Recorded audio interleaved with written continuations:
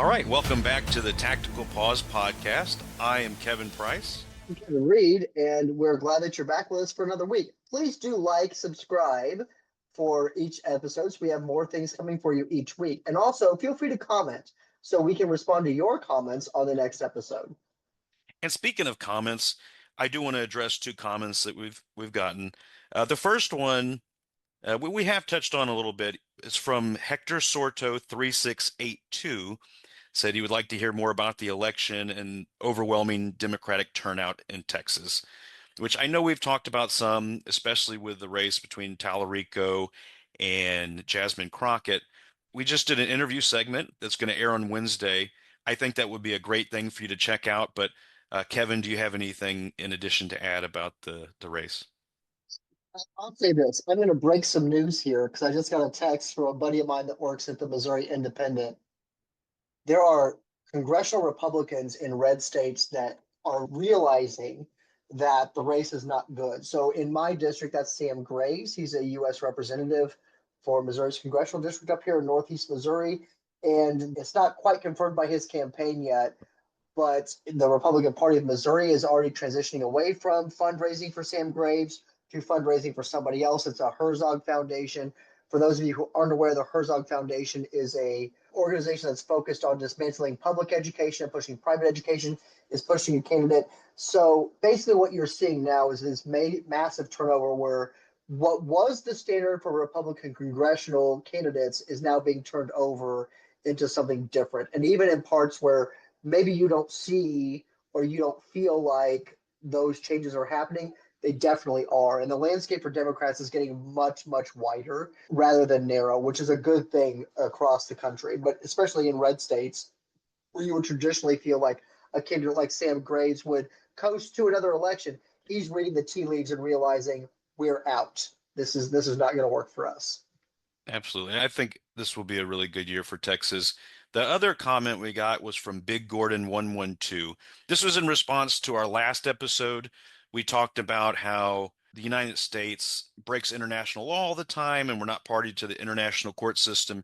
And what they said is hopefully Trump, Hegseth, and others committing crimes against humanity travel outside of America where they can be arrested and tried by the international court system. Now, to address what they're saying, that is actually possible. So if the international court system puts out a warrant, like they do have one for Vladimir Putin, but if he has to travel to a country that is a party to the international court system, and they can arrest him. So that would have to happen. The international court system would have to give a warrant for Hegseth or for Trump or something like that, and then they would have to travel to a country where they do have that, and then they could potentially arrest them. I think, too, the important thing here to note is that becomes a more realistic possibility as American soft power starts to really retrograde out of what is referred to, if you talk to historians or anthropologists, it's called Pax Americana. This is the post-World War II order that America's essentially said will ensure and make sure you have the freedom of travel, that you can trade freely. We will intervene in conflicts where we feel that's not in the best interest of free trade or democratic values. That order is collapsing and is being reorganized. The global order is shifting.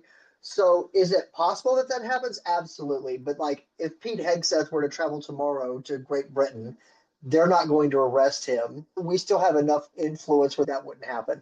Now in 6 months, maybe a year, could that happen? It's possible. I just don't see that. The other thing too is I think that a lot of your more unscrupulous characters, the people that we talk about frequently, the Pete Hegseth, the former DHS Secretary Kristi Noem, and other people in those positions are less likely to be in power after the midterms. I do think that if Republicans do suffer quite the defeat, I think they readjust, at least the Trump administration readjusts itself to not put itself on such a purview. But the hope is that does happen. I do have specific concerns that we have a court system that could hold those people accountable. I think when you look at the lack of disclosures from the Supreme Court versus what the private media companies can uncover shows a lot of corruption up there. And I think it's an easy way to say, hey, we can't hold them accountable. I hope that that's not true. I do want them to be held accountable in our court system, and I do want them to be front facing towards a camera and having to have their transgressions and crimes kind of put forward and having them respond to why did this happen? And because I know that the answer is going to be, we all do historically, the answer is always going to be, well, I was just doing what the president told me to do. And that's never a defense. So that's a thing. We hope we want, and I know that's part of it too, is like we hope that there's some sort of international body that can shore up our shortcomings. And what we've learned in history is unless there's a world war, we are responsible for what happens to us. So I would really encourage you to vote for people, not just at the state and local level, but at federal levels, who are willing to hold those people accountable by the means that are available to them under the Constitution. And I do think the likelihood of anybody in the Trump administration getting arrested because of a warrant from the criminal court is very, very, very unlikely. So I really don't see that happening. But the things that Trump has been doing has just been appalling, and the way he's been setting an example for our nation, I think, has been appalling. Now, here's a comment from Donald Trump, which I'm sure a lot of people are familiar with. At first, I thought it was fake. I was like, let me fact check this, but he really actually posted this. This was after Robert Mueller died. And this is what he said. He said, Robert Mueller just died. Good. I'm glad he's dead. He can no longer hurt innocent people, President Donald J. Trump. And obviously he's upset because of the Mueller report, which that was somebody that was just doing their job. And he got a lot of flack from both sides of the house because people wanted what they wanted, but he was trying to do it, I believe, in the most lawful way he could. I just think it's sad that the highest ranking officer in our country is doing something as despicable as this. Yeah, I think if you look at his obituary, there's a few things that stood out to me. This man was injured in Vietnam, right? He also came from a family of immense privilege. He could have probably, like Donald Trump, found an excuse for being drafted and instead joined, right? He gets injured in Vietnam, and instead of writing that injury out, which I would have done, right? Like if I would have gotten injured in Afghanistan to get a Purple Heart, I'd be like, hey, I've done my job. Time to leave. He rejoins his platoon and leads them in combat after injury. Like that's to compare the president of the United States to Robert Mueller is to compare like apples to oranges. Sure, they both grew on similar trees, but they behaved in very different ways. And it's very hard for me to be respectful of the president's tweet when it's not at all anything more than just, I didn't like that he investigated me. And so the sum of his life is now he can't hurt me anymore. Well, like, fuck you, dude. Like, this guy was a careerist in the government. He served the people. The entirety of his life was in service. And you can't find the decency in your body to not just say anything. You don't have to say anything. You're the president. You can just shut the fuck up. You don't owe anybody anything. You don't have to speak. And that's the words that come out of your mouth. It's on brand for him. Like, I get that's on brand for Donald Trump. At the same time, it is another one of those things that for me is just like we are not cut from the same cloth. Because I would even and Robert Mueller made decisions in the FBI that maybe wouldn't agree with. At the same time, it's respectful, and he would lay out the law, and this is how the law is decided, and this is the Supreme Court decisions in league with the Constitution. At some point, you have to say that this person, Robert Mueller, was so much more of an American than Donald Trump ever would be that it's laughable for doing it because he's the president. But at the same time, it's like Donald Trump isn't even fit to scrub the shit stains out of Robert Mueller's toilets. Like, It just goes to the trend that Trump has of talking shit about veterans. I mean, it's not even just Democrats, it's Republicans too. I mean, look how he treated McCain. Anybody who's not fully in his camp is a target. It's ridiculous to me. the hard thing is too is like McCain to me was the Republican Party in the early 2000s. Like when you're talking about both during that George W. Bush campaign, but then afterwards when he became the Republican nominee, he was this very stoic Republican Party that stood for that post World War II order. Now, granted, I didn't agree with him about bombing Iran or his taxation policy, but those are at this point to me like side conversations versus like what we're having now versus what the office should have regarding decency and competency and consideration for the feelings of others. It's almost seems like those things that I would have had with McCain would have been like just things we have, conversations we'd have on the side. I mean, he was a decent human being, you know. And during his campaign, I remember how he used to stand up for Barack Obama when people would say, "Oh, he's a Muslim," and "Oh, he's this," and "Oh, he's that," and he would say, "No, look, Barack Obama, he's a politician that I disagree with on many things, but he's a good person." And it probably hurt him in his campaign, quite honestly, but I think it was the right thing to do, and I admire him for having the guts to do that in such a polarized climate, in such a polarized situation when we're electing our first black president. You know, he didn't have to do that, but his service, you know, he was a POW. People are talking on the news that Donald Trump has balls for doing what he did in Iran. And I'm like, no, the fuck he doesn't. He's not doing anything. He does that from fucking Mar-a-Lago. Like, what balls does he need for that? So I just don't get it. It And at just the same time, like Donald Trump will be the first person to say, "Oh, we got to look at veterans benefits. We're only going to put minimal boots on the ground in Iran, but we got to look at veterans benefits. The veterans are getting too much." He's like, "Are we really? Do you are you sure about that? Do you know? Do you know what we really need? Do you know about the problems like things that we're now learning about how multiple sclerosis can be affected by blast waves? So you might have a veteran who was never going to be genetically disposed to multiple sclerosis, but because they've been exposed to a blast wave and have had those proteins ripped off those nerve endings, all of a sudden they've got multiple sclerosis, and it's a lifelong condition, and they're never going to get better. There is nothing that we know of right now medically that will improve that. And maybe they're not an infantry troop. They're not special forces. They're not Delta Force. They're not anything else but a supply sergeant who happens to be in the wrong place at the wrong time. And now they're walking with canes, and you're going to ask them to go out with less. What's that person going to do for a living? What are they going to do to make a decent living? Right? You've exposed them to this, and now you want to tell them that we're going to degrade their access to disability compensation simply because it's too expensive. If it's too expensive now, it was too expensive to conduct the war. Because that's my problem is the Republicans want to send you to war and they want to fight these battles, these ideological wars, and we're going to get the oil and all this other stupid shit. And then all of a sudden, you have all these veterans who come out with lifelong injuries, and it's like, oh, I don't want to pay for that. That's a lot of money. Well, then you didn't budget for it then, and you don't get to renege on it now. You have to pay for those veterans' health care. You have to make sure that they have a decent quality of life. I get that it's a volunteer military, but you made crappy choices, and those crappy choices have consequences. speaking of budget, that brings me to the topic of our current shutdown, which it's not a full shutdown. It's really just dealing with Homeland Security right now. But I know not long ago we were experiencing another government shutdown, and it's really starting to impact people, you know, especially in the airports, the TSA agents who make about 35 grand a year. There's a ton of them that just quit or are not coming to work.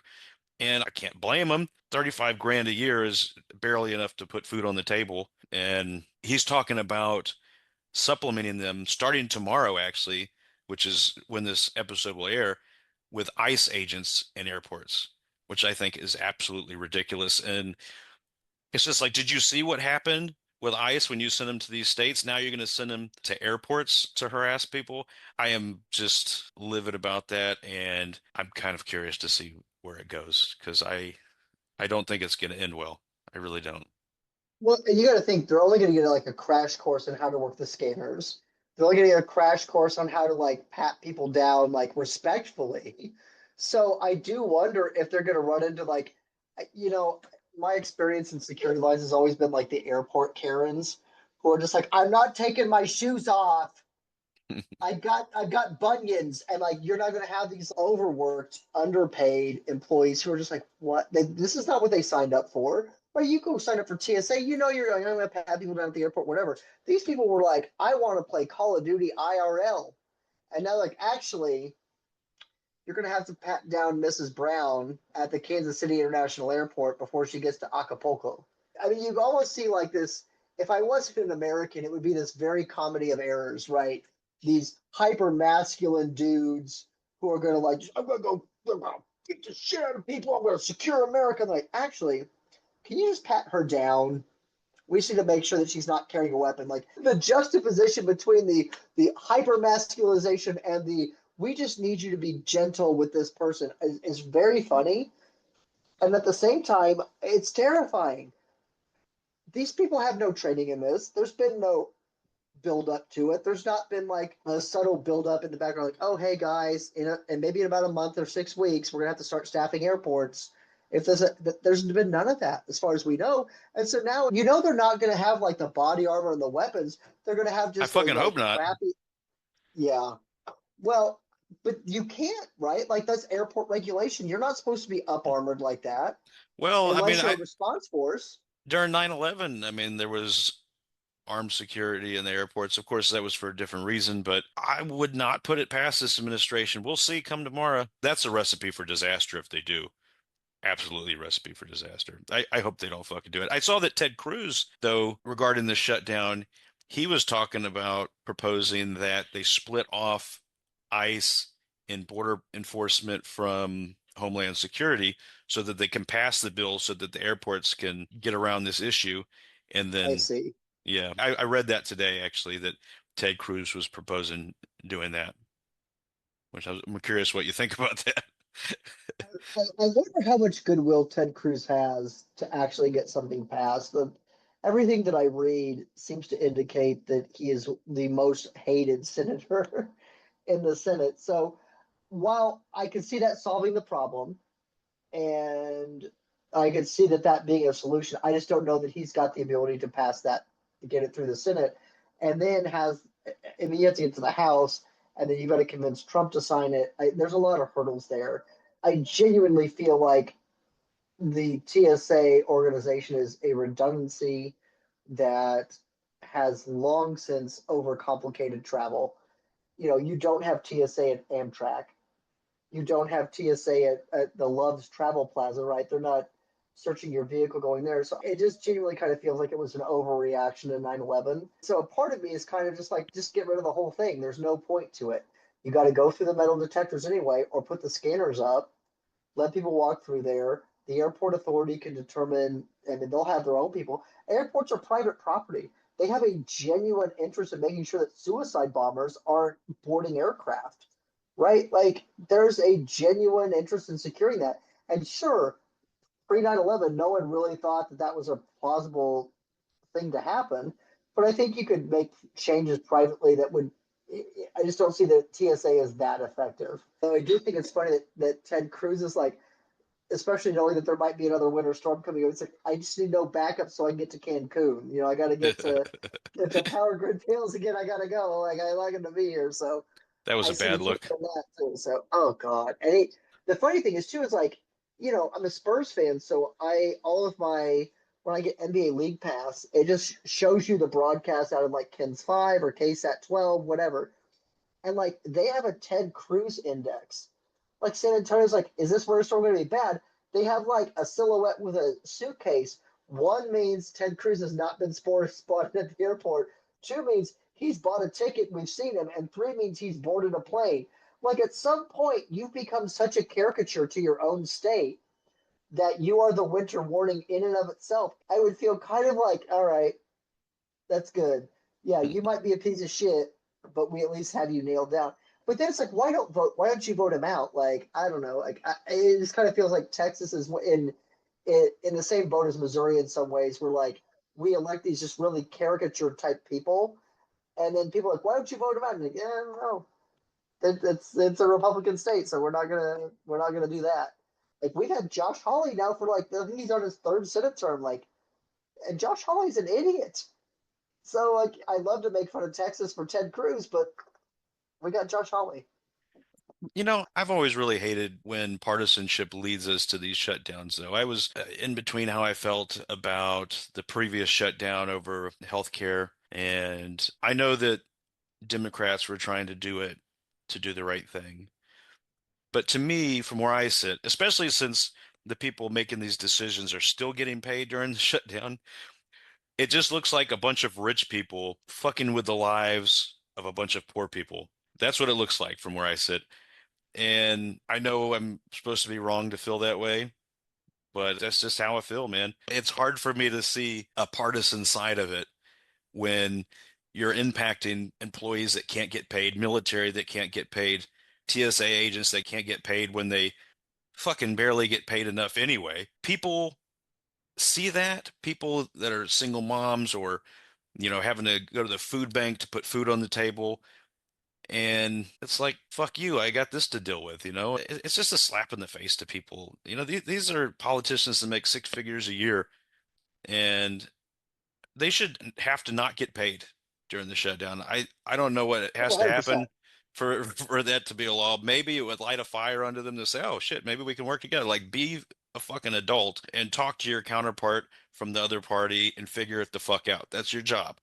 Enough of the bullshit. That that's just how I feel about it. The Democrats have asked for what I feel are very common sense changes to ICE, right? And to Homeland Security. Don't wear masks, wear identifying things. Basically, if you're going to act like law enforcement, behave like it. I don't think that's unfair. I am concerned that the Republican Party is willing to sacrifice what they perceive to be safety and security simply for getting their goals achieved, right? They're getting the security apparatus and the security state fully in place, which isn't necessary. For the most part, 99.9% of Americans are going to do the right thing. We all go to the airport. We're all looking to just get on the plane and go. I agree with you. I think that those people are underpaid. I think that for the job they do, it is not well served. At the same time, I would question, is it a necessity? Do we really see airline travel being threatened in such a way where we have to have this government agency do it? I think that I don't think the Republican Party is genuine about that conversation, though. I think that that is a post Donald Trump conversation to have. And at the same time, I think that it's important to actually recognize that there are people who are suffering because of this, people who are expecting to put food on the table for their families, or whether, there's some federal benefits that are like, we'll have tuition reimbursement, we'll have all these other layers of things to attract you into this organization. I can see where that would be a, a backtrack on that promise. Well, I think if there was ever a time that you would want decent airport security, it would be right now when we're doing all this fuckery over there in Iran and you're worried about retaliation. And you have hundreds of TSA workers who are supposed to secure our transport locations where people are coming in and out of our country. We have less of them, and Trump has recently been floating the idea of winding down the war. Or at least that's what he says. He wants to wind down the war in Iran. He says he's close to meeting his objectives, which I still don't know what the fuck his objectives are. And he hasn't defeated the IRGC. He's claimed that they've shipped nuclear material out of the country, but like, what has he accomplished? He said when he meets his objective, what is the objective? I still don't know what this fucker's objective is. He said a lot of different shit, but which one of those bullshit answers is the right answer? Because it doesn't seem to be any of them. And that's why you have presidents like address the nation, right? Like in historic context, presidents come before the country and say, hey, look, we're going to do this action. This is what victory looks like. This is where we're going to pull out of the conflict. And they don't do that. And that's been true since really Vietnam. We're going to stop the flow of communism in Vietnam. And now it's we're going to stop, people from we don't like from getting nuclear weapons. But I watched the Joe Kent interview on Tucker Carlson's show, and in the intelligence community, Joe Kent is well respected. He's a person who I've not met, but I've read some of his analysis. Generally speaking, he and I would, on a professional level, very much align, especially when it comes to like Iran and other, threat nations that we would consider. So in the intelligence community, we have like a tier of threat nations. Iran was never above like, tier 4 or 3, at the most tier 3.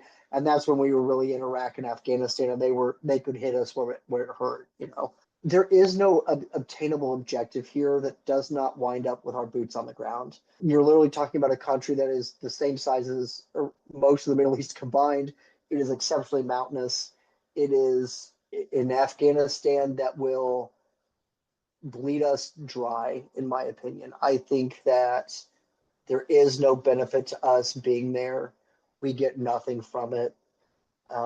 We've destroyed so much of the energy infrastructure, for what I can read, that we'd spend billions just getting it back up online to steal from them. Like just to steal the oil they have now, we'd spend billions more dollars to rebuild stuff. So at some point, we have to acknowledge that this was done for a reason that we are not being told. And I'm with Joe Kent on this. I think that this was a Netanyahu affair. I think that he told he whatever he had to do to tell Trump to go ahead and go in, he did. I'm angry that Congress didn't do the job they needed to do. Both House and Senate resolutions failed, which this is your Article One responsibility, and we're not going to uphold that. Is almost into the Roman Republic type of territory, where the Senate just became a rubber stamp for what Caesar wanted to do. It's just very hard to see that this is anything more than just an excursion for the wealthy. But I see this as really pissing off our allies too. And the thing, the thing about it is, now that he's done this, whether he puts boots on the ground or not, he's really fucked us. Because let's say he does pull out. He's completely fucked his situation in the Strait of Hormuz. And you have all of our allies moving through there that are now having to work through a hostile environment, and they're not going to want to even fucking do that.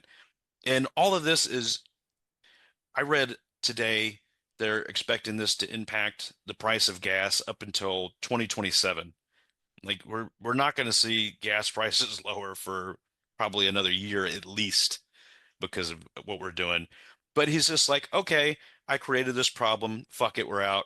And now you have to fucking deal with the hostility over there. And that's some bullshit. I, to put that on our allies. If he does pull out, it's fucked up. It's fucked up if he stays, but it's also fucked up if he pulls out after what he did. Like, define the objective. Yeah. Define the objective. Make it make sense to the American people, to our allies. Our allies have had our back in the past, even in Iraq, which was fucking stupid too. But they've had our back when we've made stupid decisions. But all you have to do is make it make sense. And he Well, can't fucking do that because it doesn't make any goddamn sense. And it's obvious that it doesn't make any sense. But now he's already fucked it.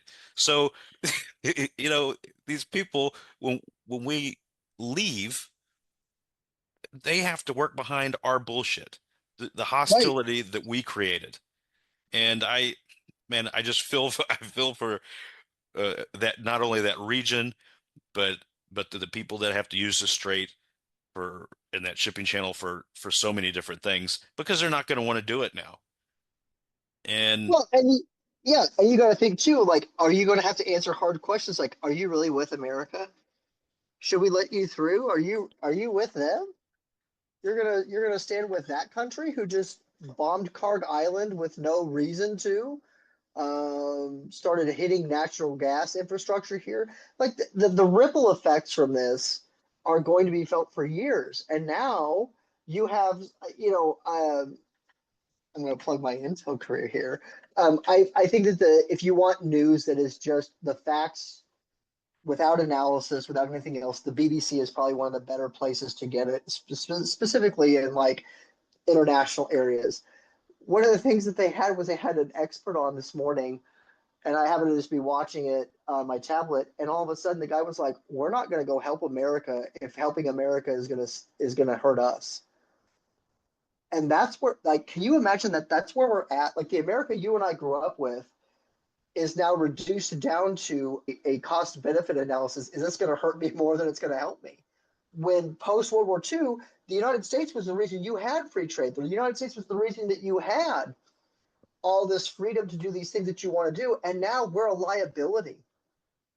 We're now going to be a liability, especially like as China starts to raise and rise as a superpower in the world. Are you going to be with us? Are you going to be with China? Like, if you're with the United States, what do you get with Donald Trump's administration? You're going to get an administration that doesn't think things through, that acts like they're 14, 15 years old and thinks that we can just blow a bunch of stuff up and then the conflict's over. But that's never how it works. And it's almost just it's heartbreaking being a person who served in two wars, being a person who served in other continents, being a person who grew up in an America that was the culture, was everything, and now isn't anymore. And that's a hard place to be. The funny thing is, he says that he wants to wind It's, things down, and he started to make it sound like he wanted to do that. He said he asked Israel to not bomb any energy sites in Iran. But then, literally the next day, he said if they don't squelch the hostilities in the Strait, then what he's going to end up doing is bombing their energy sites, starting with the biggest one, which is a nuclear power plant, which in the past has been off limits because of the environmental calamity. So I don't know what his idea is as far as he's saying he wants to wind down, but he's speaking like he's not winding down. You know, you gotta bomb them, don't bomb them, don't bomb them. Like, what is the objective? I still don't know what the objective is. And again, we've said that Iran isn't necessarily a good actor in this situation, but what benefit is it to America? What benefit is it to our allies? What benefit is it to anybody other than just destabilizing a region that has lived through so much destabilization already? yeah, it's one of those things where you have to actually ask yourself, what do we tangibly get from this? Right? Like we get no benefit. We get all the exposure. We get every bit of negative energy that comes from this. We will get, and we will get nothing else from it. I don't even know that Israel gets anything from it. I think this is a very short-sighted goal that is going to completely draw that region into conflict. I think that eventually you are going to have it stretch the United States so thin that we're making different choices now than we are or then than we are now. I think that you're looking at legitimately having to retrograde out of places like South Korea and the Asia Pacific because you're focused so much on Iran and this problem here in the Middle East that we're going to give China the Pacific and we're not going to get it back. That's going to be the end of it.